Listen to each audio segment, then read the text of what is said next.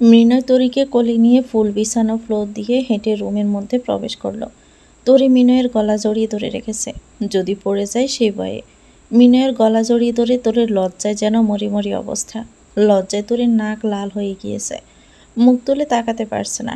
ইস, কি ভীষণ লজ্জা! প্রতিটি মেয়ের জীবনে বোধ হয় এই ভয়ঙ্কর লজ্জার রাতের চেয়ে আর কোনো ভয়ঙ্কর লজ্জার কোনো রাত নেই। এই ভয়ঙ্কর লজ্জার রাত বোধ হয় প্রতিটি মেয়েকেই ফেস করতে হয়। বাসর সজ্জা, এই নামটার সাথে বোধ হয় মেয়েদের লজ্জার দারুণ এক সংযোগ রয়েছে। তরির মুখটা মিনয়ের বুকে গুজে রেখেছে। তাকে কেউ পাথর ছুড়লেও মুখ তুলবে না, এমনভাবে মুখ গুজে রেখেছে মিনয়ের বুকের ভিতর ঢুকে যেতে পারলে সেখানেই হয়তো ঢুকে যেত। মিনয় তরির লজ্জা টের পাচ্ছে, সে দারুণভাবে তরির লজ্জা উপভোগ করছে। তরির এই লজ্জা মিনয়কে অদেখা অজানা এক অনুভূতির ঘ্রাণ দিচ্ছে। ঘরে ঢুকতে মিনয় বন্ধুদের মাঝে হাসি ঠাট্টা করা সেই রূপ থেকে বেরিয়ে শান্তশিষ্ট এক রূপে এলো। কিছুক্ষণ আগের মৃণয় আর এখনকার মৃণয়ের মাঝে অনেক তফাৎ। মৃণয় তরিকে বিছানার উপর বসিয়ে ঘরে দরজা লক করে দিল। তরি বিছানার চাদর খামছে ধরে বসে আছে নিচু দিকে তাকিয়ে, আর দৃষ্টি তার পায়ের দিকে। কিছুতেই দৃষ্টি তুলছে না। মিনয় সিটকিনি লাগিয়ে দৃঢ় পায়ে হেঁটে হেঁটে বিছানার কাছে গিয়ে বসল। মিনয় বিছানাতে বসতেই তরির বুকের ভিতর ধুক করে কেঁপে উঠল। কি ভয়ানক লজ্জা! সমস্ত শরীর কাঁপতে শুরু করছে। মিনয় তরির আপাদমস্তক তাকিয়ে দেখছে। মিনয়ের চোখে আফিমের মতো নেশা। সে নেশাতুর চোখে চেয়ে আছে তরির দিকে। আহামরি সাজগোজ নেই তরির, কেবলই একটি লাল বেনারসিতে চোখ পেরানোই দেয়। কি আশ্চর্য! সৃষ্টিকর্তার সব সৌন্দর্য যেন নিগড়ে তরির মাঝেই কি দিয়ে দিয়েছেন। মিনয় একটা শুকনো কাশি দিয়ে বলল, মায়াবিনী, আপনার স্বামী আপনার সামনে বসে আছে, নিচে নয়। চোখ তুলে সামনের দিকে তাকান।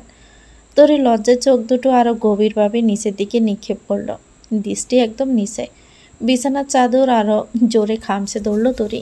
মিনয় আবারও শুকনো কাশি দিয়ে বলল, নিচে কি আছে? আমার কিন্তু খুব হিংসে হচ্ছে। তোমার দুচোখ যা দেখবে, মোহনীয় দৃষ্টিতে সৃষ্টিকর্তা কেন যেন আমাকেই তাই বানিয়ে দেন। সারাক্ষণ তোমার চোখের তারায় আমি বাঁচতে চাই মায়াবিনী।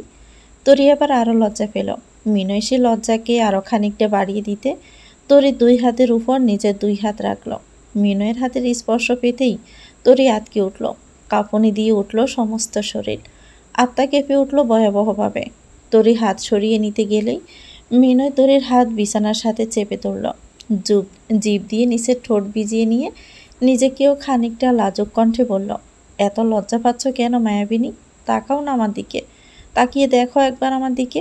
আমি তৃষ্ণার্ত চাতকের ন্যায় অপেক্ষায় আছি তোমার জন্য। বাসর ঘরে স্বামীর মুখে রোমান্টিক কথা তরি আরও ভীষণ লজ্জা দিল। তবে লজ্জায় তার ভালোই লাগছে। নতুন এক অনুভূতি সৃষ্টি করছে ভিতরে। দূর থেকে অদ্ভুত এক সুবাস তার নাকে আসছে। নতুন এক অনুভূতি তার ভিতরে সৃষ্টি হচ্ছে। এই অনুভূতির নাম কি তরি জানে না। এই অনুভূতির নাম ভালোবাসা। পৃথিবীতে একটাই অনুভূতি আছে যা মানুষের বেঁচে থাকার আনন্দ দ্বিগুণ বাড়িয়ে দেয়। মিনয় তরির থুতনি ধরে মুখ তুলল। তরি চোখ বন্ধ করে রেখেছে। মিনয় তরির মুখের দিকে তাকিয়ে বলল, মাশাল্লাহ। চোখ খোলো। তরির ভীষণ লজ্জা করছে। সে আস্তে ধীরে চোখ খুলল। চোখ খুলে মিনয়ের মুখের দিকে তাকালো। তরি তাকাতেই মিনয় বিশ্বজয়ের একটা হাসি দিল।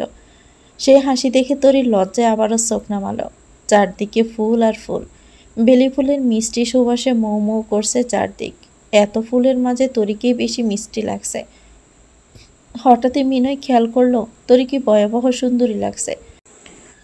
অদেখা এক মোহনীয় মিনয়কে টানছে।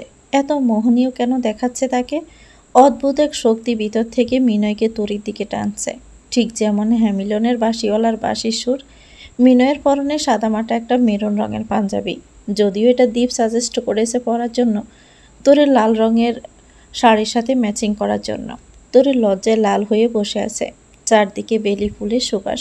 শুধু বেলি ফুল দিয়ে বাসরঘর সাজিয়েছে। বেলি ফুলের এত অপূর্ব ঘ্রাণ মিনয় আগে কখনো খেয়াল করেনি। ফুলের সুঘ্রাণে মাতোয়ারা হয়ে মিনয় মোমবাতির পাশে রাখা ফুলের ডালা থেকে একটা বেলি ফুলের গাছটা নিয়ে তরির খোপায় গুজে দিল। মিনয়ের হাতের স্পর্শে তরি কেঁপে উঠল। তরির কম্পন মিনয়কে আরও নেশালো করে তুলল। সে তরির খোপায় নাক ডুবালো ফুলের ঘ্রাণ নিতে। খোপা থেকে নাক আর ঠোঁট এসে ডুবল তরির ঘাড়ে আর গলায়। অদ্ভুত এক শিহরণে তরি বিদ্যুতের ন্যায় কেঁপে উঠে ছুটে পালালো। ছুটে আর পালাবে কোথায়? বদ্ধ ঘরে লুকানোর জায়গা নেই। লজ্জায় সে আজ মারাই যাবে। ছুটে গিয়ে ওয়ালে মুখ লুকালো। মিনেশের লজ্জা দ্বিগুণ বাড়িয়ে দিতে তরিকে পেছন থেকে জড়িয়ে ধরল। সাথে সাথে তরির সর্বাঙ্গ কেঁপে ওঠে। মিনয় আলতো করে তুলির গালে চুমু দিতে থাকলো। সেই চুমুতে লজ্জার ভালোবাসা মিশ্রিত। তরির ভালো লাগছে, মিনয়ের স্পর্শ তার ভালো লাগছে। এ ভালো লাগা থেকেই দুজন দুজনের আরও কাছাকাছি হলো। পবিত্র আলিঙ্গন, পবিত্র স্পর্শে শুরু হলো তাদের নতুন যাত্রা। দুই জোড়া পা, এক জোড়া পা দবদবে সাদা, আরেক জোড়া পা শ্যামলা কিছুটা। গোয়ালি থেকে ফ্যান্ট খানিকটা উপরের দিকে ভাঁজ করে রাখা। সমুদ্রের তীরে পা বিছিয়ে হেঁটে চলছে। একজন খুব গুরুগম্ভীরভাবে হেঁটে চলেছে, আরেকজন প্রচুর কথা বলছে। গুরু গম্ভীরভাবে তন্ময় ছাড়া আর কে থাকবে? প্রচুর কথা বলা ছেলেটি দ্বীপ ছাড়া আর কে হবে? জীবনের অন্যতম সেরা মুহূর্তের মাঝে এই মুহূর্তটা বোধহয় সর্বশ্রেষ্ঠ সুন্দর। নিজের বেস্ট ফ্রেন্ডের সাথে সমুদ্রে পা ভিজিয়ে হাঁটা। কিছু মুহূর্ত থাকে অন্যতম সুন্দর। কে বলেছে শুধু প্রেমিকার সাথে একান্তে সময় কাটাতে পারলে সেই সময় বিশেষ হয়? বন্ধুর মতো বন্ধু থাকলেও সময়গুলো বিশেষের চাইতেও বিশেষ হয়। এই মুহূর্তে দ্বীপ সেই সময় দিয়ে অতিক্রম করছে। কিন্তু তন্ময়ের মনে কি চলছে? সমুদ্রের ভয়ঙ্কর জলোচ্ছ্বাসের চেয়েও জলোচ্ছ্বাস চলছে ওর মনে। কারণ একটাই, সেটা হলো সোয়া। ও কেন আসছে? কি উদ্দেশ্যে আসছে? ভেঙে যাওয়া তন্ময়কে কি ভয়ানক কোনো আঘাত দিয়ে সমুদ্রে ভাসিয়ে দিতে চায়? নাকি মহাসমুদ্রে ডুবে যাওয়া তন্ময়কে টেনে নতুন পৃথিবী দিতে চায়? দীপ হঠাৎ তন্ময়ের পায়ের দিকে তাকালো। দীপের দৃষ্টি আটকে গেল তন্ময়ের পায়ে। পশা দবদবে পায়ে কালো পশমের আবরণ। কি দারুণ দেখাচ্ছে! দীপ ছেলে হয়েও মুগ্ধ হলো। মুগ্ধ চোখে তাকিয়ে বলল, তন্ময়, মাঝে মাঝে ভাবি, সৃষ্টিকর্তা যদি একটা নিখুঁত সৃষ্টি থাকে, সেটা বোধহয় তুই। আমি একটা ছেলে হয়েও তোর পা জোড়া থেকে দৃষ্টি সরাতে পারছি না। এত সুন্দর কোনো ছেলের পা হতে পারে? তন্ময় এতক্ষণ কিছু একটা নিয়ে চিন্তা ছিল। দীপের কথা শুনে কিঞ্চিত হেসে বলল, কি নিয়ে পিছে লাগবি সেটাই ভাবছিস? না, ভাবছি এত সেক্সি পা তোর, কত শত মেয়ে যে ক্রাশ খাচ্ছে। ছেলেরাও সেক্সি হয়, জানতাম না তো। জানিয়ে বড় উপকার করলেন। দীপ তন্ময়ের গাড়ে হাত দিয়ে বলল, দাঁড়া, হালার পর মিনয়রে কল লাগাই। বলে মিনয়কে কল করলো দীপ। তখন রাত 12টা বাজে। দীপ বারবার ভিডিও কল দিচ্ছে মিনয়কে। মিনয় নেটে নেই। দীপ বড় বড় চোখ করে তাকিয়ে বলল, কী রে ভাই, মিনয় নেট অফ করে রেখেছে কেন? তন্ময় সমুদ্রের পানে হাঁটতে হাঁটতে গুরুগম্ভীর কণ্ঠে বলল, বুঝিস না কেন, ফিডার খাস? দীপ খুব হাহুতাশ করে বলল, মিনয় আজ বাসর করতেছে। সিরিয়াসলি ভাই, মিনয় আজ বাসর করতেছে আর আমি সমুদ্রের পাড়ে হাঁটতেছি। বয়স্ক হোক, বুড়ি হোক, ছুরি হোক, কালো হোক, লেড়া হোক, কোনো মতে শ্বাস নিঃশ্বাস চলছে। এরূপ একটি মেয়ে এনে হলেও এ রাতে আমার বিবাহের ব্যবস্থা কর। এমন সময় তন্ময় খেয়াল করলো সাদা জর্জের শাড়ি পরিহিত দুজন নারী হেঁটে আসছে। তন্ময়ের চোখ জোড়া সবার আগে ঐশ্বরিয়ার মতো গড়নের চিকন পশা মেয়েটার দিকেই গেল। কি ভয়ঙ্কর সুন্দরী, যেন আসমানের চাঁদ সমুদ্রের তীরে নেমে এসেছে। সাথে সাথে তন্ময়ের হৃদস্পন্দনের মাঝে অস্বাভাবিক কম্পন শুরু হলো। কেউ যেন হাতুড়ি দিয়ে পেটাচ্ছে। তন্ময়ের সর্বাঙ্গ কাঁপছে, সারা দুনিয়া ধরে ঘুরছে। কোনো সাধারণ মেয়েকে দেখে তো তন্ময়ের এমন হওয়ার কথা নয়। এটা সাধারণ কোনো মেয়ে নয়, এটা সোয়া, তন্ময়ের সোয়া। যে মেয়েকে প্রথমবার দেখে হৃৎপিণ্ড থমকে গিয়েছিল তন্ময়ের, যে মেয়েকে দেখে তীব্র প্রেমের নেশা জেগেছিল। তন্ময়ের ঠোঁটজোড়া থরথর কাঁপছে। সোয়া শাড়ির আঁচল বালু দিয়ে টানতে টানতে আসছে। সেও দূর থেকে এক দৃষ্টিতে তাকিয়ে আছে তন্ময়ের দিকে। চোখ দুটো ছলছল করছে। সারা অবাক হয়ে তাকিয়ে আছে তন্ময় আর সোয়ার দুচোখে দৃষ্টির দিকে। দীপও অবাক হয়ে তাকিয়ে আছে। দুজন দুজনের কাছাকাছি যত আসছে ততই হৃদয়ের কম্পন বাড়ছে। দীর্ঘদিন পর ভালোবাসার মানুষের সাথে দেখা হওয়ার অনুভূতি তীব্র অস্থির অনুভূতি সৃষ্টি করে। তাও যদি হয় না হওয়া হারিয়ে যাওয়া ভালোবাসার দেখা। তন্ময় আর সোয়ার দূরতার মাত্র সামান্য, কিন্তু তন্ময়ের কাছে মনে হচ্ছে সোয়া এখনও তার থেকে অনেক দূরে। সে ছুতে গেলেই হারিয়ে যাবে। কি অদ্ভুতভাবে হৃদয় আর শরীর কাঁপছে। এই কম্পনের নাম তন্ময়ের জানা নেই। সোয়ারও একই অনুভূতি। সারা জীবন ভীষণ ভালোবাসা মানুষটার থেকে নিজের অনুভূতি লুকিয়ে রেখে ভয়াবহ যন্ত্রণা ভোগ করছে। পৃথিবীর কেউ জানে না সোয়ার অপ্রকাশিত গভীর ভালোবাসার কথা। ভালোবেসেও প্রকাশ করতে না পারার যন্ত্রণা বড্ড ভয়াবহ রকমের হয়। সোয়ার বুকটা যেন ভেঙে যাচ্ছে। কি নিদারুণ যন্ত্রণা। চোখ ভর্তি পানি নিয়ে অবশেষে দুজন দুজনের মুখোমুখি হলো। দুজনের চোখ জোড়াই পানির সমুদ্র। দীপ সারাকে ইশারা দিয়ে সাইডে নিয়ে গেল। তন্ময় আর সোয়াকে স্পেস দিয়ে দিল। দুজন দুজনের দিকে কতক্ষণ যে তাকিয়ে রইল। দুজনের চোখ দিয়ে পানি পড়ছে, দুজনের ঠোঁট জোড়াই কাঁপছে। কতখানি সময় অতিবাহিত হওয়ার পর সোয়া নিজেকে কন্ট্রোল করতে পারল না। নিজের সমস্ত আবেগ ভিতর থেকে বের করলো। সে বিদ্যুৎ গতিতে তন্ময়কে জড়িয়ে ধরে হাউমাউ করে কেঁদে উঠল। কি ভয়ানক সেই কান্না! তন্ময় ছেলেটাকে বুঝি এবার সোয়া মেরেই ফেলার ধান্দা করেছে। এমনি সোয়া সামনে এলে তন্ময়ের সব এলোমেলো হয়ে যায়। এভাবে জড়িয়ে ধরে কাঁদলে তন্ময়ের হার্ট অ্যাটাক হয়ে যাবে। তন্ময় অবাক হয়, ভীষণ অবাক হলো যে সোয়া তার থেকে 1000 মাইল দূরে থাকতে চায়, সেই কিনা তাকে জড়িয়ে ধরেছে। তন্ময় আর কিছু ভাবল না। সোয়া এসেছে, তাকে জড়িয়ে ধরেছে। এক জীবনে এটাই তার সবচেয়ে বড় পূর্ণতা। তন্ময় নিজের সবটা উজাড় করে সোয়াকে জড়িয়ে ধরে সোয়ার কপালে চুমু দিল। সোয়া হাউমাউ করে কাঁদতে কাঁদতে বলল, তন্ময়, আমার তন্ময়, কেন আমার ভাগ্যেতে, আমার কপালে বড় করে তোর নাম লেখা নেই? কেন বারবার তোর আমার মাঝে অনেক বড় দেওয়াল চলে আসে? সে দেওয়াল টপকে আমি কেন তোর কাছে যেতে পারি না? কেন এত বড় শাস্তি পাচ্ছি আজ আমি? কেন এক জীবনে তোকে ভালোবাসার স্বাদ গ্রহণ করতে পারলাম না? এত ভয়াবহ বাজে জীবন কেন আমার হলো? আমি কি এমন পাপ করেছি তন্ময়?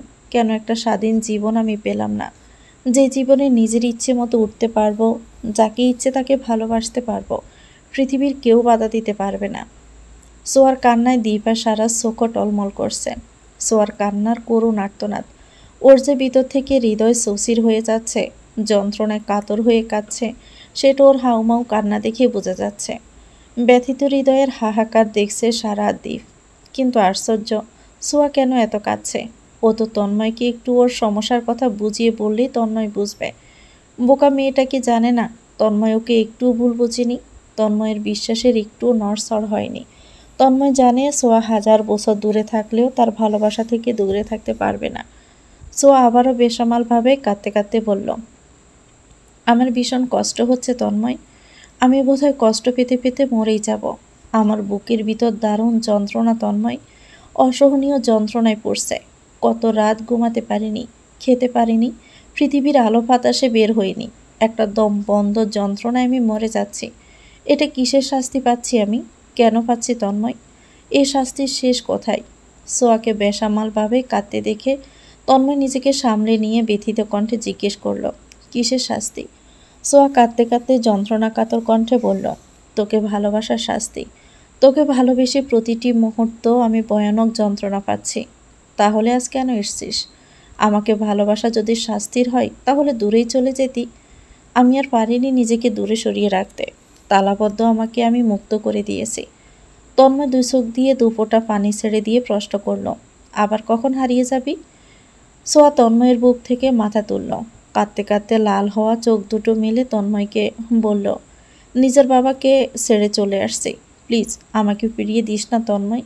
আমি সব ছেড়ে তোর কাছে চলে এসেছি।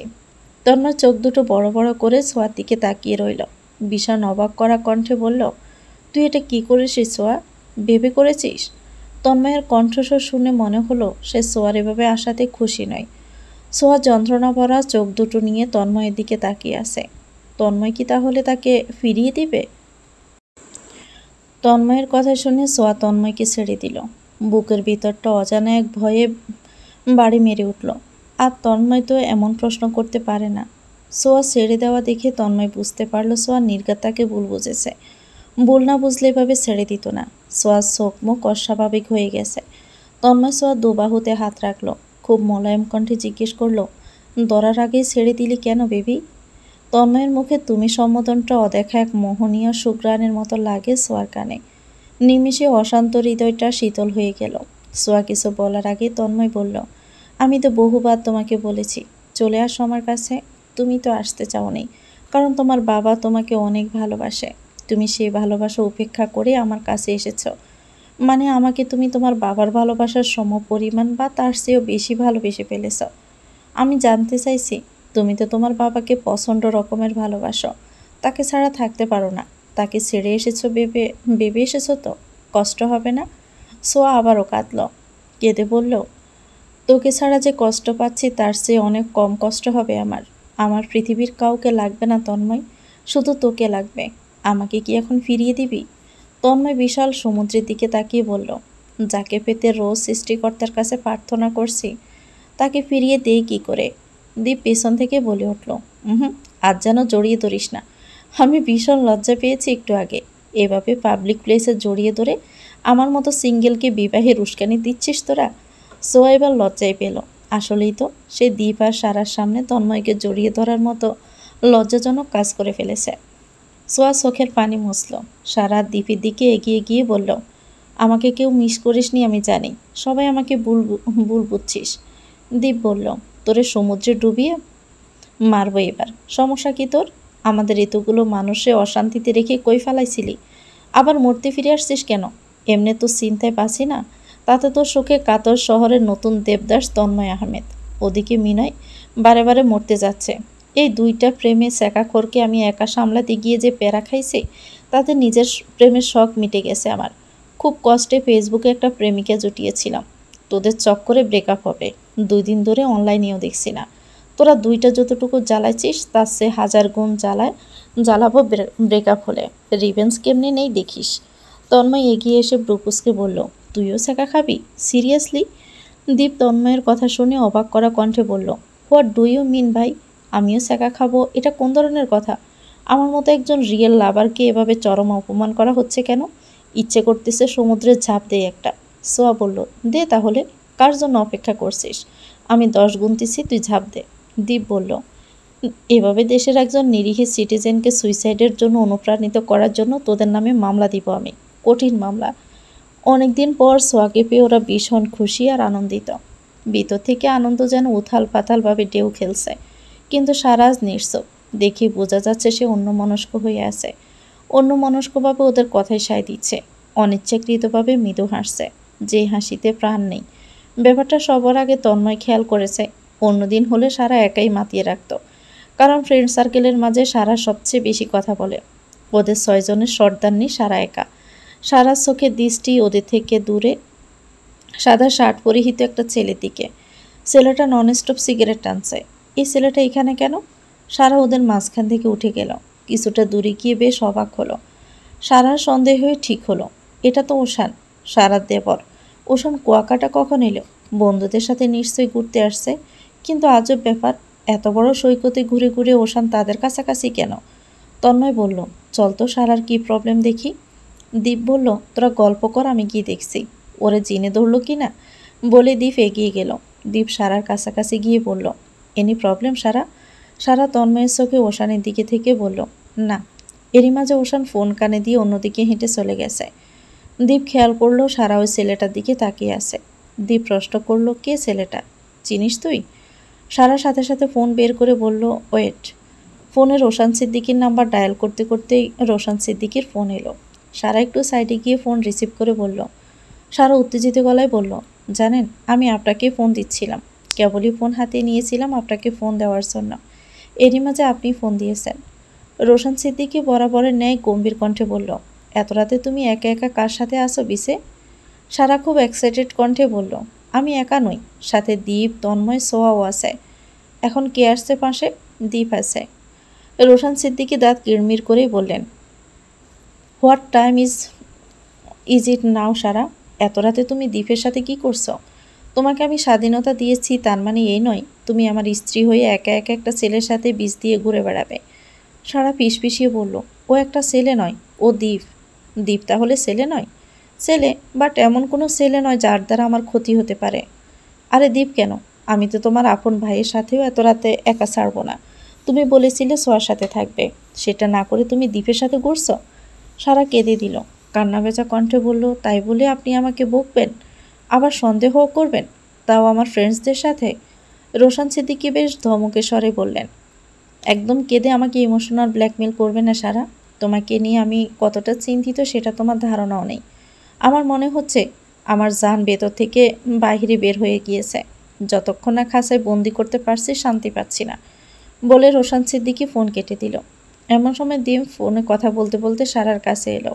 ও ফোনে বলছে, জি স্যার। আচ্ছা স্যার, আপনি একটুও চিন্তা করবেন না, আমরা আছি, জান দিয়ে সারাকে আগলে রাখবো। সারার চোখের পানি আড়াল করে বলল, কে ফোন দিয়েছে? রোশান স্যার বললেন তোকে যেন দেখে রাখি, তুই একটু ডিস্টার্ব আসিস। সত্যি অনেক ভাগ্য করে এমন কেয়ারিং একজন স্বামী পাওয়া যায়। বাট কি হয়েছে তো সারা? রোশান সিদ্দিকী তন্ময়া সোয়াকেও কল দিয়েছিলেন। ওরাও সারার কাছে চলে এলো। সারা বালুতে রোশান সিদ্দিকীর নাম লিখতে লিখতে কল্পনায় চলে গেল 16 ঘন্টা আগের কথায়। তরির বাবা রোশান সিদ্দিকী তরিকে নিয়ে কথা হচ্ছে। তরির বাবা জিজ্ঞেস করলো, তরি কোথায়? রোশান সিদ্দিকী বলল, আমি নিজ দায়িত্ব নিয়ে বিয়ে দিয়ে এসেছি।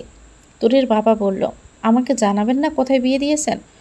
রোশান সিদ্দিকী বলল, মেয়ে আর জামাই হানিমুনে গিয়েছে, আপনার সামনে এসে হাজির হবে শীঘ্রই। আমি আশা করছি আপনার জামাই দেখে পছন্দ হবে। তরির বাবা বলল, সে আমার বিশ্বাস আছে।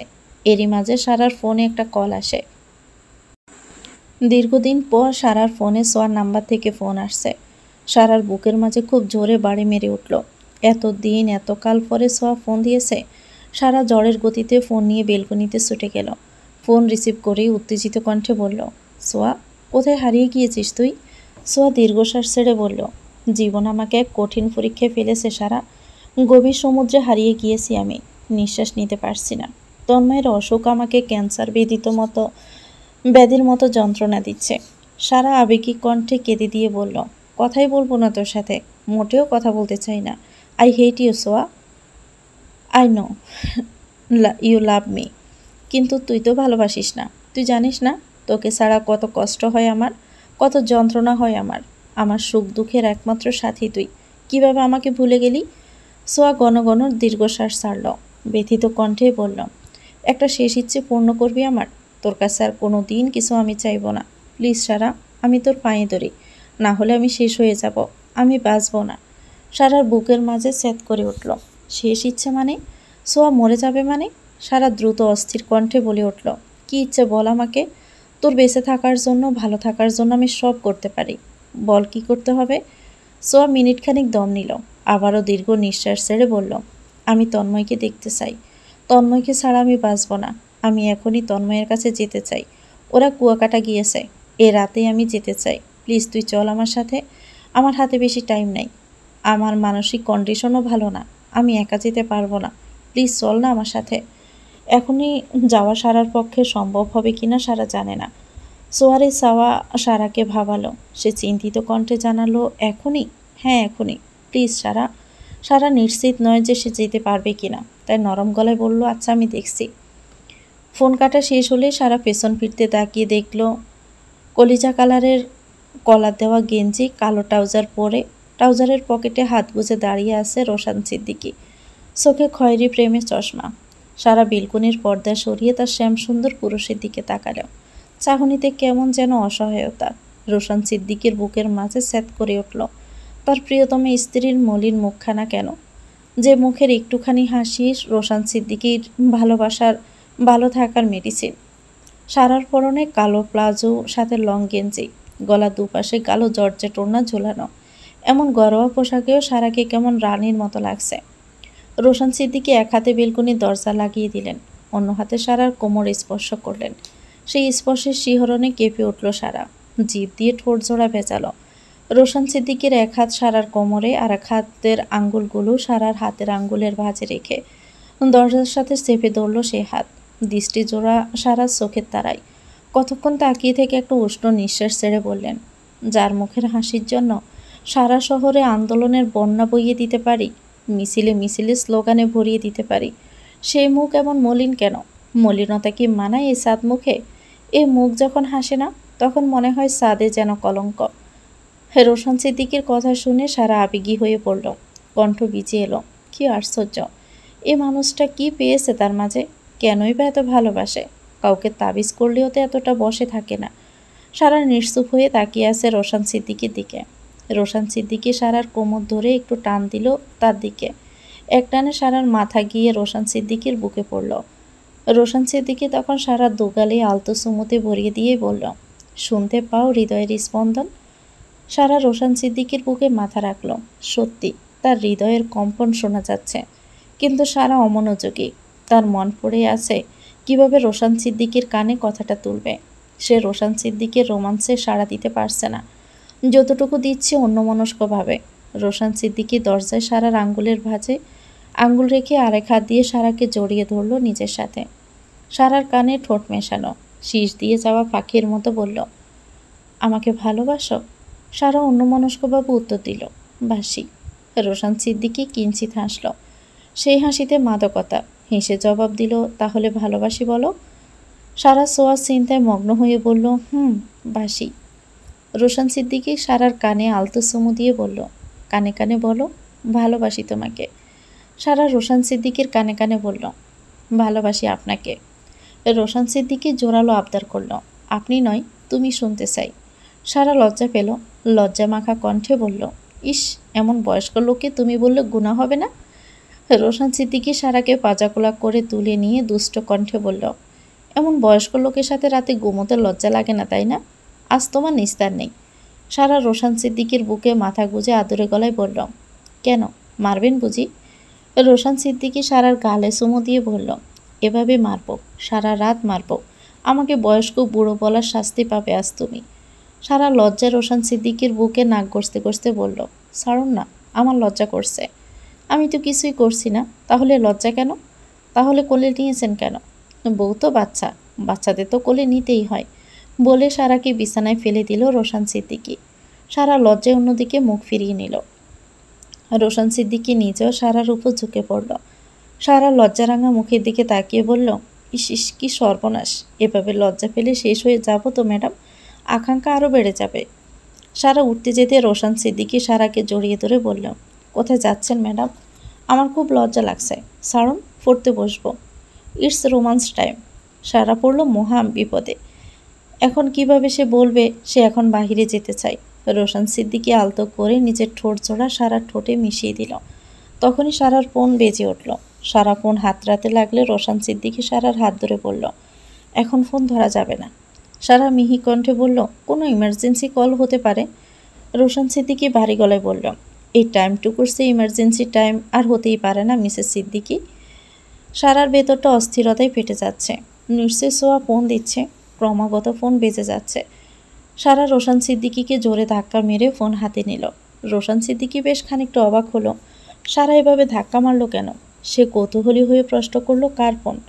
সারা মিহি কণ্ঠে বলল, সোয়া। রোশান সিদ্দিকী গম্ভীর কণ্ঠে বলল, তখন কথা শেষ করনি?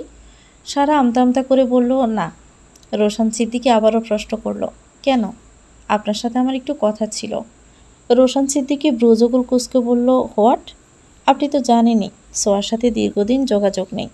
তন্ময় আর ওর একটা সম্পর্ক আছে। ও এখন ইমিডিয়েট কুয়াকাটা যেতে চাইছে।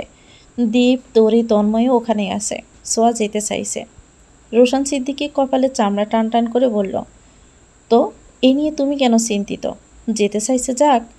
আসলে সোয়ার মানসিক অবস্থা ভালো নয়, ও আমাকে সাথে নিতে চাইছে। রোশান সিদ্দিকী হাত উল্টে গড়ি দেখে নিয়ে বলল, এখন? তুমি সময় দেখেছ? সোর গাড়ি নিয়ে যাবে, আমি কাল তোমাকে নিয়ে যাব।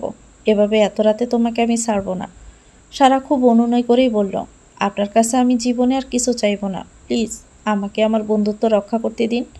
নিষেধ তো করছি না, অচেনা জায়গা, তোমাকে এত রাতে একা ছাড়ছি না।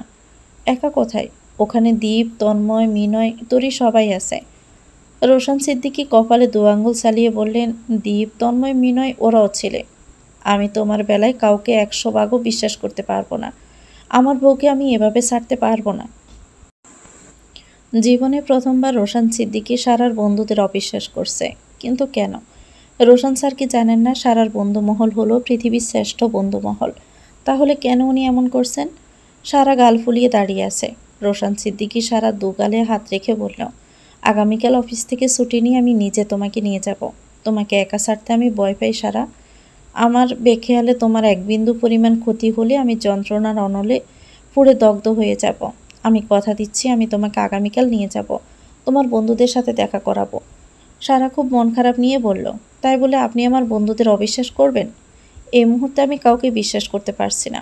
দিনকাল ভালো নয়। কে তোমার বন্ধু, কে তোমার শত্রু, এইটুকু বোঝার উপায় নেই। সারা চোখের কোণায় পানি মুছে বলল, আজ আমি খুব কষ্ট পেয়েছি। আপনি আমার বন্ধুদের অবিশ্বাস করলেন। এমন সময় সারাদের ঘরের কলিং বেল বাজছে। এত রাতে আবার কে এলো? সারা রোশান সিদ্দিকী দুজনেই তাকালো। রোশান সিদ্দিকী বলল, আমি দেখছি। রোশান দরজা খুলতেই দেখল সোয়া দাঁড়িয়ে আছে। রোশান সিদ্দিকীকে একটা সালাম দিয়ে সোয়া ভিতরে প্রবেশ করলো।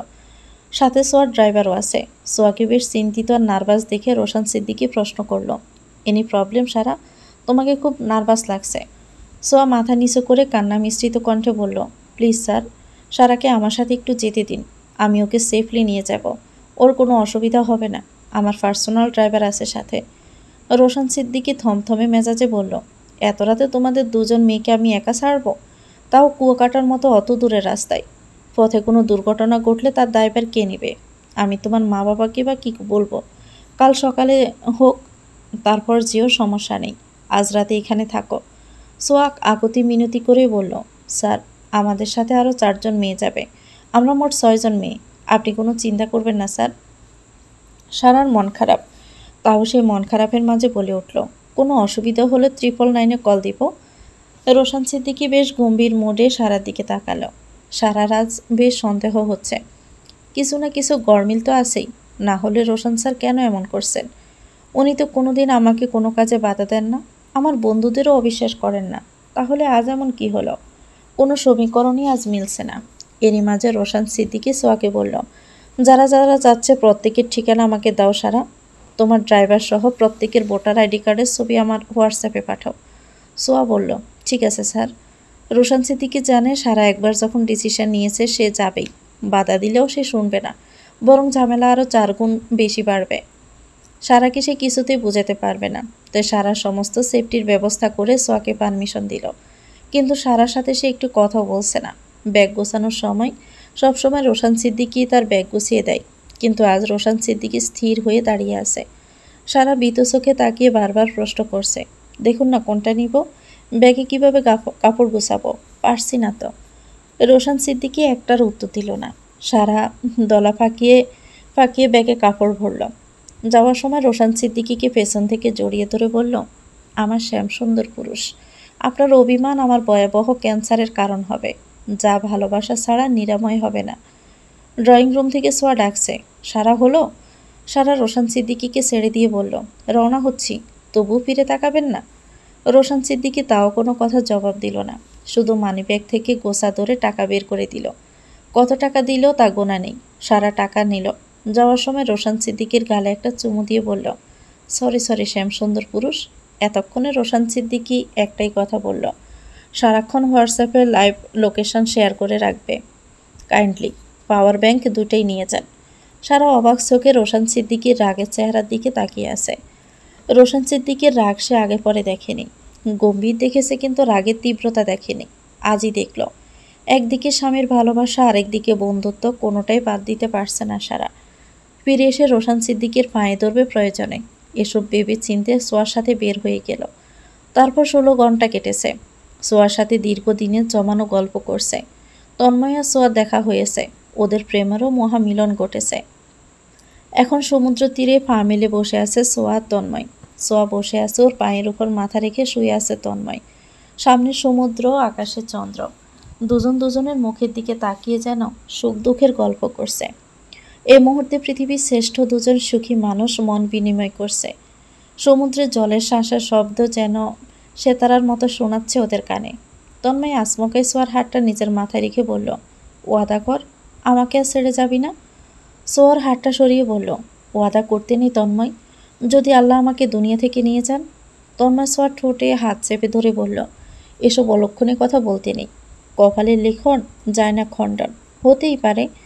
তন্ময় আবারও সোয়ার হাতটা নিজের মাথায় চেপে ধরে বলল, ওয়াদা কর, আমাকে আর ঠকাবি না তুই। সোয়া তন্ময়ের মাথায় হাত রেখে বলল, ওয়াদা করছি, তোকে কখনো ঠকাবো না, কখনো ঠকাইনি, আর ঠকাবো না বলেই এত দূর ছুটে আসছি। জীবন চলতে চলতে শেষ বয়সে একদিন বুঝবি কতটা গভীর ছিল আমাদের প্রেম। তন্ময় সোয়ার ডান আঙ্গুলের ভাঁজে আঙ্গুল রাখল, মাথাটা নিচু করে সোয়ার ঠোঁটে ঠোঁট শুইয়ে মৃদু আদর দিল। সেকেন্ডের মাঝে উষ্ণ হলো দুজনের শরীর। দুজনেই অনুভব করলো সেটা, কিন্তু কেউ প্রকাশ করলো না।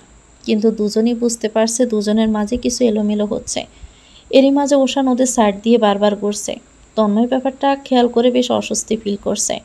সে সোয়াকে বলল, উঠতো, জায়গাটা সেফ লাগছে না, ছেলেটা শুধু গুরুগুরি করছে, মনে হচ্ছে নেশাখোর, পুলিশে কল দিতে হবে। সোয়া তন্ময়কে থামিয়ে দিয়ে বলল, যা ইচ্ছে করুক না, তুই কেন ওদিকে তাকাচ্ছিস, আমাকে দেখ। এমন ওপেন প্লেস আর কি দেখব। সোয়া পিস পিস করে বলল, আমার রুমে যাবি? তন্ময় কপাল টান টান করে বলল, কেন? সোয়া বলল, আমাকে দেখতে।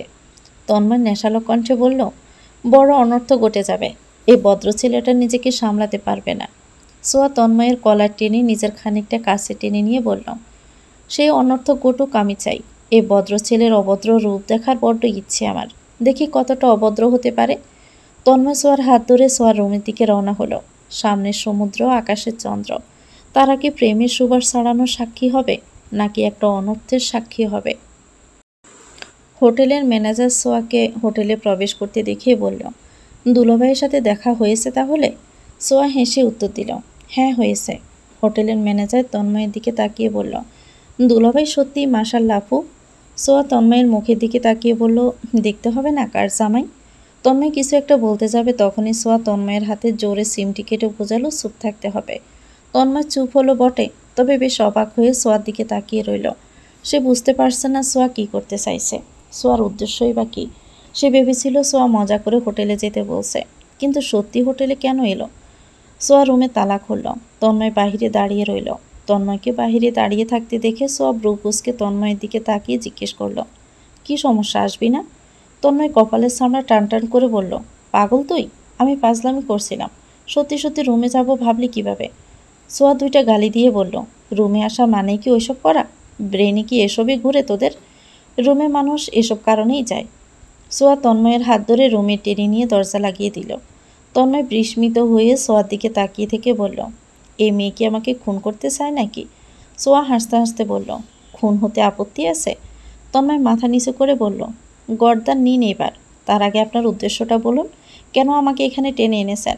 সোয়া ফিসফিস করে বলল, একটা রোমান্টিক ক্যান্ডেল নাইট কাটাতে চাই তোর সাথে।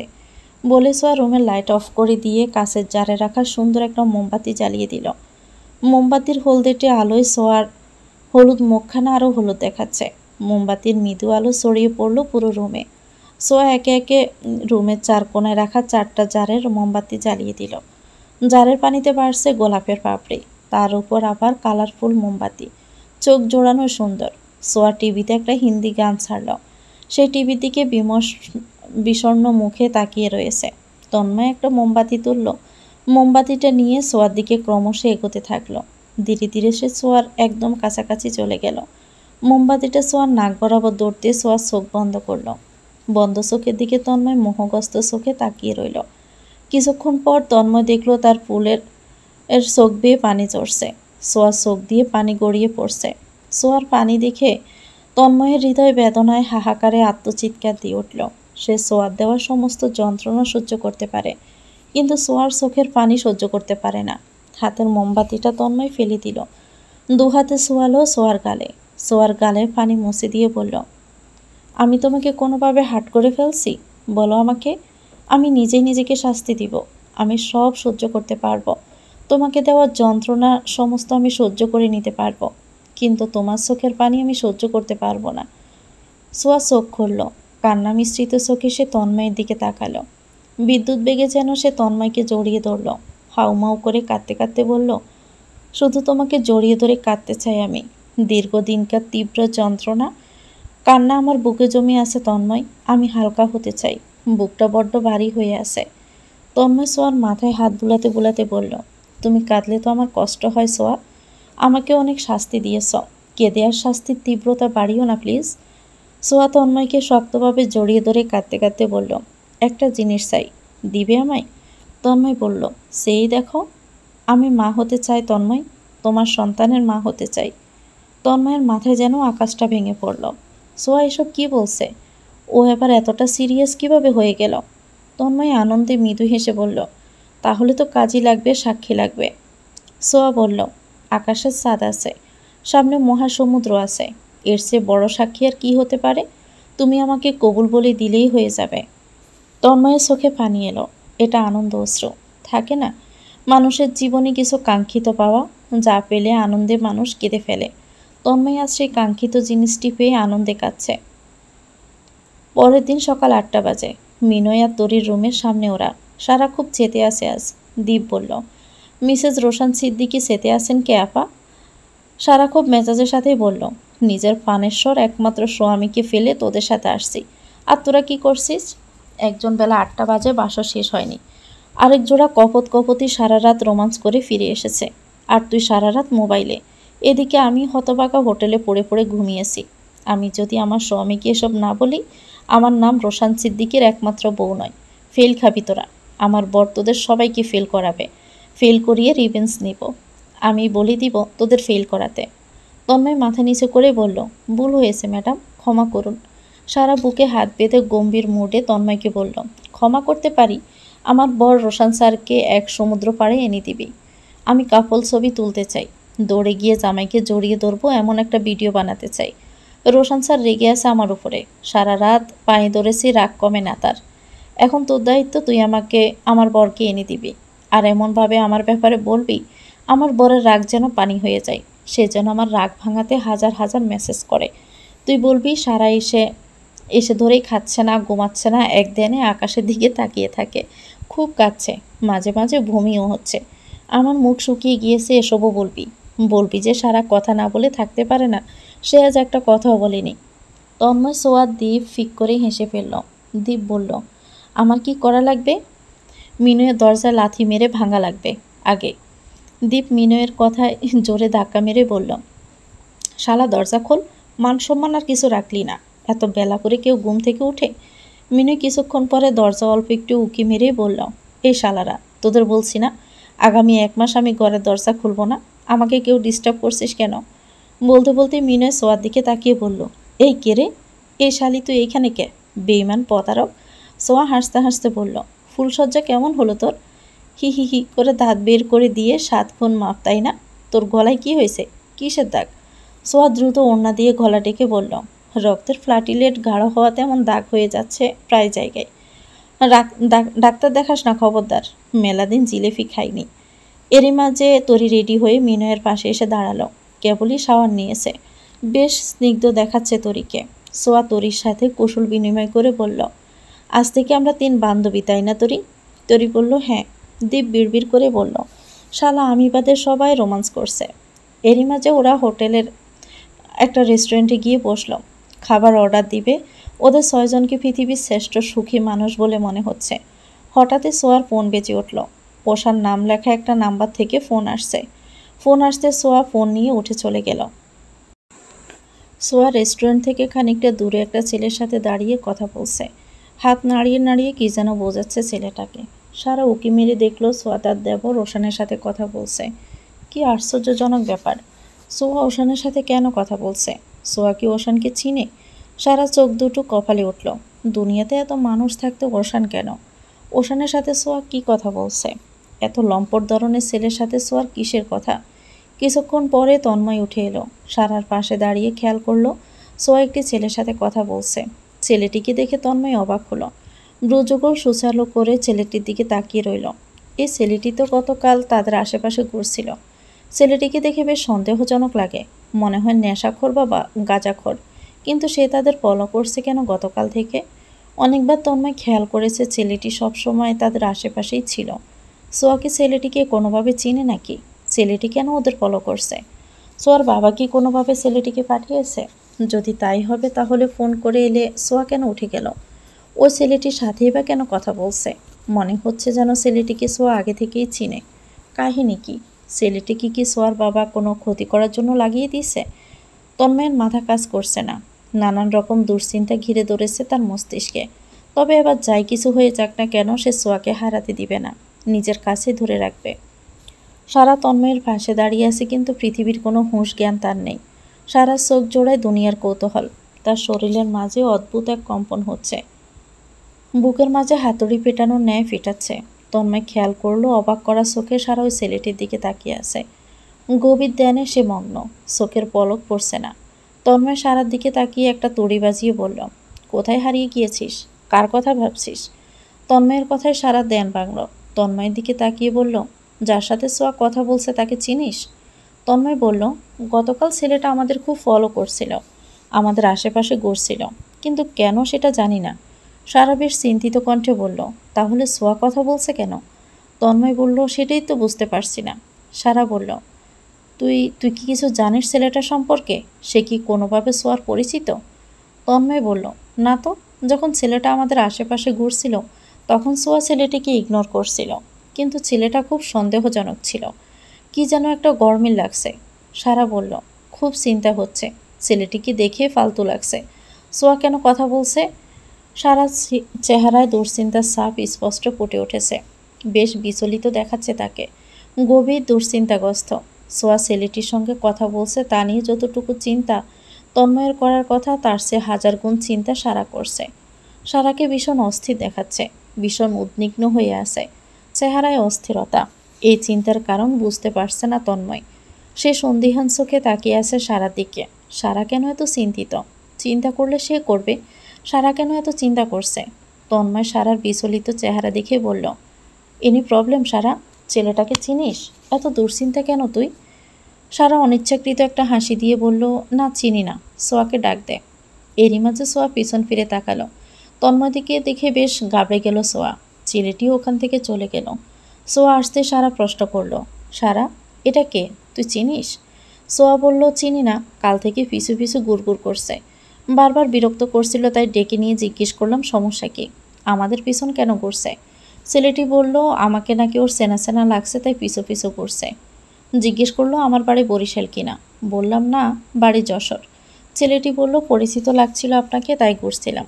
পরে আমি বললাম, না, আমি আপনার পরিচিত না। একটা থ্রেড দিতে দিলাম আর বললাম, আমার আশেপাশে ঘুরলে পুলিশে দিয়ে দিব। সারা চিন্তিত মুখে বলল, ও আচ্ছা। সোয়া বলল, আচ্ছা তুই ছেলেটিকে নিয়ে কেন এত টেনশন করছিস? তুই যদি আবার আমার বন্ধুকে ঠকাস?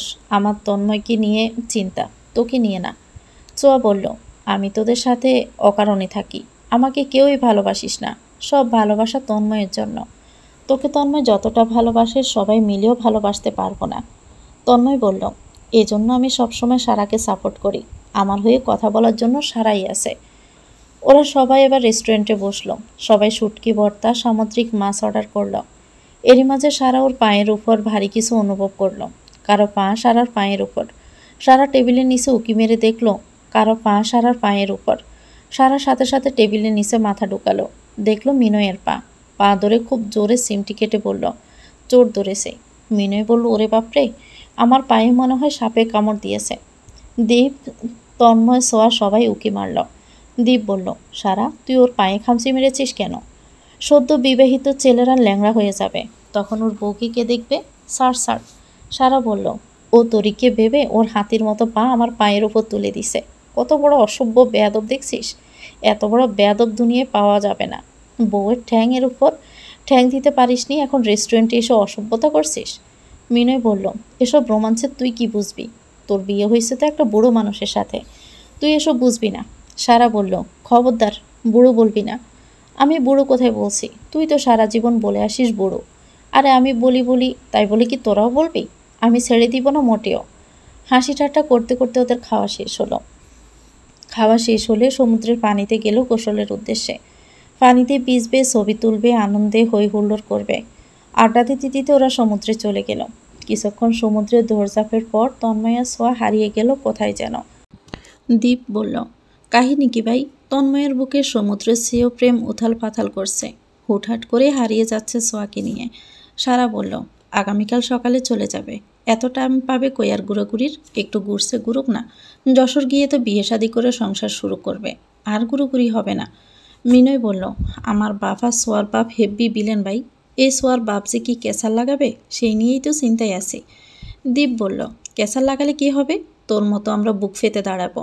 এরই মাঝে বোট এসে বলল, সমুদ্রের মাঝে যাইবেন? 6 জন হয়েছে আর 4 জন লাগবে। দীপ বলল, যাব চলেন। সারা বোটে উঠেই বলল, এ ভাই, আমার ভয় লাগে। দীপ বলল, তোরও ভয় আছে? বলে ওরা 4 জন বোটে উঠল। হঠাৎ তোরে কেমন অস্বাভাবিক আচরণ করছে, মুখে কেমন যন্ত্রণার ছাপ। মিনয় মৃদু কণ্ঠে জিজ্ঞেস করলো, কি হয়েছে? তোরই কিছু লুকাচ্ছে, বলতে পারছে না, কিন্তু পেটে হাত দিয়ে রেখেছে। মিনয় তরির পেটের দিকে তাকিয়ে বলল, পেটে কিছু হয়েছে? তরি অসহায় মুখে মিনয়ের দিকে তাকিয়ে বলল, পেটে খুব ব্যথা। দাঁড়াও, নেমে গিয়ে ব্যথার ওষুধ কিনে দিব। তরি মাথা নিচু করে বলল, অন্য সমস্যা। মিনয় বুঝলো না, না বুঝে প্রশ্ন করলো, কি সমস্যা? তরি মুখ বার করেই বলল, কিছু না। সমুদ্র দেখা শেষে ওরা তীরে এসে নামলো। তরির যন্ত্রণাদায়ক মুখের দিকে তাকিয়ে মিনয় বলল, কি হয়েছে বলো আমাকে। তরি মাথা নিচু করে আছে। সে ব্যক্তিগত সমস্যা মিনয়কে শেয়ার করতে পারছে না। মিনয় তরির মাথায় হাত বুলিয়ে বলল, আমি তো তোমার স্বামী হই, লজ্জা বা ভয় পেও না। বলো আমাকে। তরি পিছন ঘুরে দাঁড়ালো। মিনয় দেখলো তরির পিছনে লাল দাগ হয়ে আছে। বুঝতে আর বাকি রইল না সমস্যা। মিনয় বলল, ও এই ব্যাপার, এটা নর্মাল ব্যাপার, এত ঘাবড়াচ্ছ কেন আর লজ্জা কেন পাচ্ছ? চলো ফার্মেসির দোকানে। মিনয় তরির হাত ধরে খুঁজে খুঁজে ফার্মেসি বের করলো। মিনয় আগে পরে এই ধরনের কিছুই কেনেনি, তাই নিজেই অপ্রস্তুত। কিভাবে দোকানদারকে বলবে সেটা ভেবে পাচ্ছে না, কিন্তু তরিকে সেটা বুঝতেও দিচ্ছে না। দোকানে গিয়ে দুটো শুকনো কাশি দিয়ে বলল, ভাই শোনেন। দোকানদার খুব ব্যস্ততার সাথে বলল, কন ভাই? মিনয় আশেপাশের লোকজনের দিকে তাকিয়ে বলল, সাইডে আসেন। দোকানে বহুত ভিড় ভাই, দেখতেছেন না? কি ওষুধ লাগবে নাম কন। এত মানুষের ভিড়ে বলতে পারবো না, আপনার সাইডে আসা লাগবে। দোকানদার বেশ কৌতূহলী হয়ে জিজ্ঞেস করলো, কেন? মিনয় বিড়বিড় করে বলল, আমার শরম করে। দোকানদার তো শুনে ফেলে নিশ্চয় বুঝলো ফ্যামিলি প্ল্যানিংয়ের কিছু লাগবে। অন্য একজনকে নাফা এক্সট্রা দিতে দিতে বলল, তাহলে ধৈর্য ধরেন। মিনয় বেশ উত্তেজিত হয়ে বলল, আরে ভাই আমার ইমার্জেন্সি, একটু দ্রুত আসেন না। ভাই এত ভিড় দেখতেছেন, একটু লেট করেন না। ভাই আমি ততক্ষণে মরেই যাব। দোকানদার খানিকটা বিরক্ত হয়ে মিনয়ের কাছে এসে বলল, কি ওষুধ ভাই? মিনয় দোকানদারের কানের কাছে গিয়ে ফিসফিসিয়ে বলল, পেটে ব্যথার। দোকানদার বেশ অবাক হয়ে বলল, আপনার পেটে ব্যথা করতেছে, এটার জন্য শরমের কি আছে? মিনয় গলা খাতে নামিয়ে বলল, আরে ভাই মেয়েলি ব্যাপার বুঝতেছেন না? দোকানদার আরেক দফা কৌতূহলী হয়ে জিজ্ঞেস করল, এখানে মেয়েলি ব্যাপার কিভাবে হলো? ভাই আমার বউয়ের পেটে ব্যথা। দোকানদার ফিক করে হেসে উঠে বড় একটা প্যাকেট নিউজ পেপার মুড়িয়ে দিল, সাথে এক পাতা ওষুধ দিল। মিনয় প্যাকেটটা ধরে বলল, এটা কি দিচ্ছেন? এত ওষুধ? এতে যা আছে তাও লাগবে, নিয়ে যান। কি আছে? দোকানদার হেসে বলল, ভাই মেয়েলি ব্যাপার, আপনি বুঝবেন না। জীবনে প্রথমবার মিনয় এমন বোকা বনে গেল। মিনয়ের মুখের দিকে তাকিয়ে তরি মুখ চেপে চেপে হাসল। কুয়াকাটায় আরও 3 দিন শেষ হলো ওদের। এই 3 দিনই ইচ্ছে মতো দাপিয়ে বেরিয়েছে ওরা সবাই। দিন নেই রাত নেই সমুদ্রে ঘুরোঘুরি করেছে। কুয়াকাটার প্রতিটি কর্নারে ওরা মুগ্ধ হয়ে দেখছে। অলিগলি কিছুই বাদ রাখেনি। তবে এই 3 দিনের ভিতর তন্ময় আর সোয়াকে খুব একটা দেখা গেল না। ওরা সারাক্ষণ একসাথে আছে, কোথায় যাচ্ছে কাউকে কিছু বলছে না। সারার কাছে একটু সন্দেহ লাগছে, এভাবে সবসময় ওরা একসাথে থাকছে কেন? আড়ালেই বা থাকছে কেন? হুটহাট হারিয়ে যাচ্ছে কোথায় ওরা? বিগত 3 দিনে ওদের খুব একটা দেখা যায়নি। অবশ্য ওরা কেউ ওদের ডিস্টার্বও করেনি, কারণ দীর্ঘদিন পরে দেখা, একান্তে কিছু মুহূর্ত উপভোগ করছে করুক। যশোরে গেলে তো ওদের বিয়ে, সেই বিয়েতে সুখকর হবে না। সোয়ার বাবা কি থেকে কি ঝামেলা করেন তার কোনো ঠিক নেই। দেখা গেল সোয়ার জীবনের চরম অশান্তি শুরু হলো। আগামীকাল ভোরে ওরা সবাই যাবে। এরই মাঝে খুব মন খারাপ করে দাঁড়িয়ে আছে সারা। দীপ ভিডিও কলে গার্লফ্রেন্ডকে সমুদ্র দেখাচ্ছে। মিনয় কি সুন্দর একটা বাচ্চাদের মতো হাত ধরার মতো তরিকে নিয়ে ঘুরছে। তন্ময়ের পায়ের উপর পা দিয়ে শুয়ে আছে। ওদের মাঝে শুধু নিঃসঙ্গ একাকিত্বে ভুগছে একা সারা। যশোর থেকে এখনও আসার পরে রোশান সিদ্দিকী তার সাথে কথা বলেনি, শুধু হ্যাঁ না এর বাহিরে উত্তর দেয়নি। একটা দিন বন্ধুদের সাথে থেকেছে বলে খুব একটা বোধ হয়নি সারার, কিন্তু আজ সবার প্রিয়জনদের সাথে একান্ত মুহূর্তে দেখে ভীষণ মন খারাপ হচ্ছে সারার। সবাই যখন যার যার প্রিয়জন নিয়ে ব্যস্ত, আনমনে হঠাৎই তার প্রিয় পুরুষের জন্য ভীষণ মন খারাপ হচ্ছে। সবার মাঝে রোশান সিদ্দিকী বেশি কেয়ারিং পারসন। আজ এখানে থাকলে সারার সমস্ত বাচ্চামো সহ্য করত, সারাক্ষণ তাকে পাহারা দিয়ে রাখত। মানুষটা কোনোদিন তার সাথে রাগ করেনি, এবারে প্রথমবার রাগ দেখিয়েছে। কথা দিয়েছিল আসবে, তাও এলো না। কতবার সারা ভেবেছে হুট করে রোশান স্যার তাকে এসে সারপ্রাইজ দিয়ে দিবে, কিন্তু না, আসেনি। জীবনে প্রথমবার রোশান সিদ্দিকীকে নিয়ে ভাবনা সত্য হলো না। হঠাৎ সারা সামনের দিকে তাকালো, মনে হলো তার শ্যামসুন্দর পুরুষের মতো একজন হেঁটে আসছে। সারা একবার তাকিয়ে চোখ ফিরিয়ে নিল। সারা জানে এটা তার চোখের ভ্রম, তাই সে চোখের পলক ফেলে আবারও তাকালো।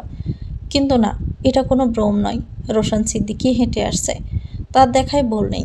সারা তন্ময়ের চোখে তাকিয়ে রইল তার প্রিয় পুরুষটির দিকে। Blue jeans blue T shirt পরে হেঁটে আসছে সামনের দিকে। সারার পিছনে দাঁড়িয়ে আছে মিনয়, তরি, দীপ, তন্ময়, সোয়া।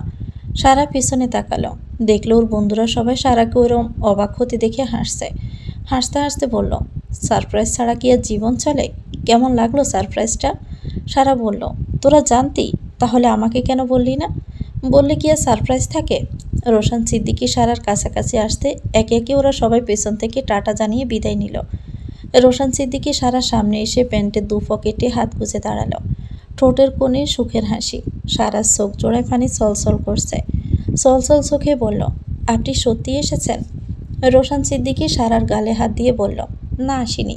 সারা বলল, না আসলে আমার গালে আপনার স্পর্শ আমি অনুভব করতে পারতাম না। রোশান সিদ্দিকী ফিসফিসিয়ে বলল, হয়তো সত্য এসেছি। সারা অভিমানী কণ্ঠে বলল, আমি যে এতবার জিজ্ঞেস করলাম আপনি কি আসবেন, আপনি তো আসতে রাজি হলেন না। একবারও তো বললেন না আপনি আসছেন। আসতে চাইছিলাম না, কিন্তু হঠাৎ মনে হলো আসি। তাহলে আমাকে বললেন না কেন? কত মন খারাপ করেছি জানেন? রোশান সিদ্দিকী একটু ঝুঁকে বলল, না, জানি না তো। সারা অভিমানী কণ্ঠে গাল ফুলিয়ে বলল, আপনি অনেক নিষ্ঠুর। আপনি অনেক অনেক কষ্ট দিয়েছেন আমাকে। আপনার জন্য অনেক কষ্ট পেয়েছি আমি। রোশান সিদ্দিকী বেশ অবাক চোখে তাকিয়ে প্রশ্ন করল, তুমি সত্যি সত্যি আমার জন্য কষ্ট পেয়েছ? হ্যাঁ, আপনার জন্য কষ্ট পেয়েছি। একটা কথা বলতে না পেরে আমার ছটফট লাগছিল, মনে হচ্ছিল আমি কষ্টে মরে যাব। রোশান সিদ্দিকী কিঞ্চিত হেসে জানালো, সব কষ্ট নিবারণ করার জন্য তো আমি চলে এসেছি। সারা আবারও গাল ফুলিয়ে প্রশ্ন করল, আপনি কেন রাগ করেছিলেন আগে বলুন। সব বলবো, তবে এখন নয়। সারা এবার কেঁদে ফেলে বলল, দেখুন, আমি যা যা করি না কেন আমাকে ছেড়ে যাবেন না আপনি। রোশান সিদ্দিকী সারার হাত শক্ত করে চেপে ধরে বলল, তোমার প্রতি আমি কতটা দুর্বল তুমি নিজেও জানো না। জানলে অকারণে এসব ভাবতে না। একটা কথা মাথায় রেখো, আমি যা করি তোমার ভালোর জন্য। সারা হু হু শব্দে কেঁদে উঠে বলল, আমি আর কোনো দিন বন্ধুদের সাথে ঘুরতে আসবো না, ওদের সাথে কথাও বলবো না। তাও আপনি আমাকে ছেড়ে যাবেন না প্লিজ। রোশান সিদ্দিকী আবারও মৃদু হেসে বলল, আমি টেনশনে তোমার বন্ধুদেরও ভুল বুঝেছিলাম। এজন্য সারা জীবন নিজেকে অপরাধী ভাববো। কেউ একজন তোমার আর তার ক্লোজ ছবি পাঠিয়েছে আমাকে, ছেলেটির মুখ ঢেকে রাখা। আমি ভেবেছিলাম তোমার বন্ধুদের কারো সাথে তোলা ছবি কি না, পরে ভাবলাম ছবিটি এডিট হতে পারে। হঠাৎ সারার মুখ টেনশনে কালো হয়ে গেল। রোশান সিদ্দিকী সারার মুখের দিকে তাকিয়ে বলল, আগে যদি তুমি এক বাচ্চার মাও হয়ে থাকো। রোশান সিদ্দিকী তার সারা সিদ্দিকীকে ছাড়বে না, প্লিজ কুল। বলে রোশান সিদ্দিকী সারার আঙ্গুলের ভাঁজে আঙ্গুল রাখল। বেশ শক্তভাবে চেপে ধরল সারার হাত। নিমিষে কেঁপে উঠল সারার আত্মা। প্রিয় পুরুষের হাতের স্পর্শ যেন পৃথিবীর সমস্ত ভালো লাগাকে হার মানায়। ভালো লাগায় দুলে উঠল সারার হৃদয়, যেন কত শতাব্দী পরে তার শ্যামসুন্দর পুরুষের হাতের স্পর্শ পেয়েছে। এই স্পর্শ যেন স্বর্গীয় অনুভূতির সমান। সে তারা সুরেলা সুরের ন্যায় সমস্ত শরীরে বাজতে থাকে। রোশান সিদ্দিকী সারার মাথাটা নিজের কাঁধের উপরে রাখল। সারার কপালে একটা চুমু দিয়ে বলল, তুমি, আমি আর সমুদ্র, এর চেয়ে সুন্দর মুহূর্ত আর কী হতে পারে বলো। তবে তোমার প্রতি আমার প্রেম এ মহাসমুদ্রের চেয়েও গভীর। সারা। কেটে গেল 7 দিন। বেলকুনিতে বসে কফি খাচ্ছে রোশান সারা। এমন সময় রোশান সিদ্দিকীর মা তার ফোন দিয়ে জানালো, ওশান বিয়ে করে এনেছে একা একা। বাড়িতে মেয়ে পক্ষের লোকজন ঘেরাও করেছে, অনেক ঝামেলা হচ্ছে। রোশান যেন বাড়িতে যায় দ্রুত। আজ 6 মাস পরে রোশান সারা তাদের বাড়িতে যাচ্ছে। নিজের মায়ের সাথেই এক প্রকার অভিমান করেই সারার হাত ধরে বাড়ি ছেড়ে এসেছিল রোশান সিদ্দিকী।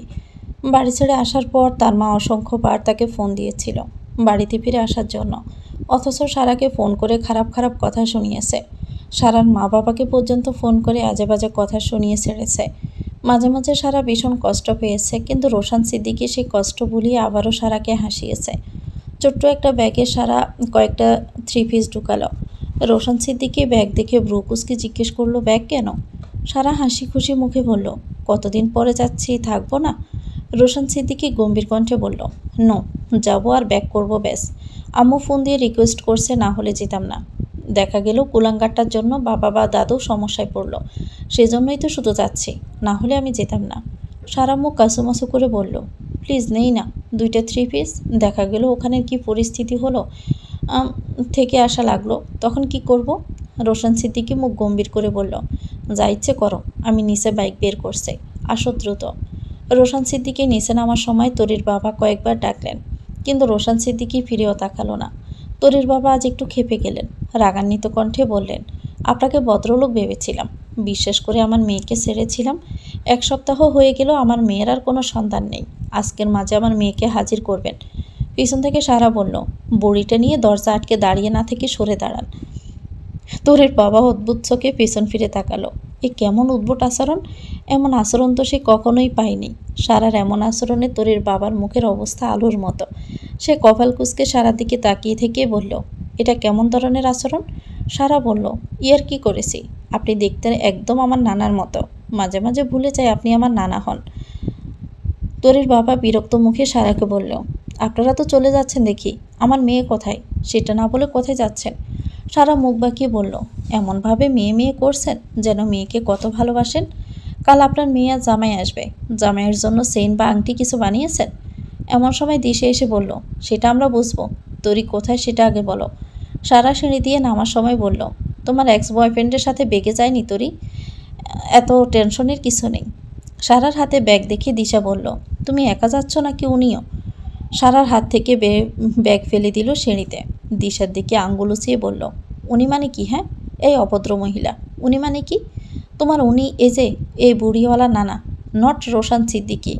আর একবার যদি রোশান সিদ্দিকীর দিকে নজর দিস, আমি তো ছবি তুলে ফেসবুকে পোস্ট করে দিব আর লিখব, চরিত্রহীন মহিলা আমার জামাইয়ের ফিসে ফিসে ঘুরছে কিন্তু পাত্তা দিচ্ছে না। তোরের বাবা বলল, আচ্ছা অভদ্র তো তুমি, সে কি তোমার স্বামীর দিকে নজর দিচ্ছে? নিচ থেকে রোশান সিদ্দিকে বাইকের হর্ন বাজাচ্ছে। সারা নেমে যেতে যেতে বলল, কচি মেয়ে বিয়ে করে তো আপনার কোনো হোঁশ নেই, এমন একটা ভং ধরেছেন যেন মেয়েকে কত ভালোবাসেন। আমি ফিরে আসি, আপনার জন্য ধামাকা অপেক্ষা করছে। বলে সারা চলে গেল। তোরের বাবার একটা খটকা লাগছে, ওরা তরিকে কার সাথে বিয়ে দিল? তখন মেয়েকে বোঝা মনে করে ওদের হাতে ছেড়ে দিলাম। সত্যি বিয়ে দিয়েছে কিনা এটা জানতেই আমার শান্তি। ওই ছেলের সাথে আবার বেগে না যায়, আমার চিন্তা তো ওদের বুঝাতে পারছি না। রাত 10টা বাজে। রোশান সিদ্দিকের বাইক গিয়ে থামলো ওদের উঠানে। রোশানের বাইক থামতে রোশানের দাদু আর বাবা এগিয়ে এলো। সারা ওনাদের সালাম দিয়ে কথা বলল। রোশান বাইক থেকে নেমে তাকিয়ে দেখলো বাড়িতে কিছু অচেনা মানুষ। রোশানের বাবা বলল, দেখো বাবা, কোন গুন্ডা মাস্তানের মেয়ে ধরে এনেছে, বাড়ি ঘেরাও করেছে তারা। দেখো, ওদিকে 2 গাড়ি পুলিশ এসেছে। রোশান সিদ্দিকী গম্ভীর কণ্ঠে বলল, এই চরিত্রহীন লম্পটের সাথে কোন মেয়ে এসেছে বাবা? আমি সেটাই ভাবছি, তোমার ছেলের যে চরিত্র। এতটুকু বলে রোশান সিদ্দিকী থেমে গেল। সারা দুপায়ে এগোতেই দেখলো জিনাত দাঁড়িয়ে আছে, তার সাথে শাশুড়ি আছে। সারা ও শাশুড়িকে সালাম দিল। সারা শাশুড়ি খুব একটা ভালোভাবে উত্তর দিল না। সারা তা নিয়ে কিছু মনেও করলো না। সে জিজ্ঞেস করলো, আম্মা, ওশানের বউ কোথায়? ওশানের ঘরেই আছে। এরই মাঝে রোশান সিদ্দিকী এসে গেল। রোশান সিদ্দিকী আসতে তার আম্মু বলল, বাবা, মেয়েটা দেখতে সুন্দর আছে, বড় লোকের মেয়ে। দেখো কথাবার্তা বলে মেয়েটাকে এ বাড়িতে রাখা যায় কিনা। মেয়েটা এ বাড়িতে থেকে গেলে ওশানের আর ভবিষ্যতে চিন্তা করা লাগবে না। রোশান সিদ্দিকী বিরক্ত চোখে মায়ের দিকে তাকিয়ে বলল, ভাবতেই অবাক লাগে, আমার আম্মু এতটা লোভী, জাস্ট কিছুই বলার নেই। বলে রোশান সিদ্দিকী ওশানের ঘরের দিকে পা বাড়ালো। সে সাথে সারাও পা বাড়ালো। ওশানের ঘরে পা রাখতে রোশান সিদ্দিকী আর সারার সমস্ত শরীর কেঁপে উঠল ওশানের সাথে থাকা মেয়েটাকে দেখে। ঘরে কয়েকজন পুলিশ ওশানের সাথে কথা বলছে। ওশানের সাথে থাকা মেয়েটাও কথা বলছে। রোশান সিদ্দিকী আর সারা দুজনের দিকে তাকালো। সারার মাথা কাজ করলো না সোয়াকে দেখে। এখানে সোয়া ওশানের সাথে কেন? সারা একজন পুলিশকে ধাক্কা মেরে ফেলে সোয়ার সামনে দাঁড়ালো। ভীষণ অবাক চোখে তাকিয়ে প্রশ্ন করলো, সোয়া তুই? সোয়াকে আজ অন্যরকম লাগছে। সে যেন সারাকে চিনতেই পারছে না।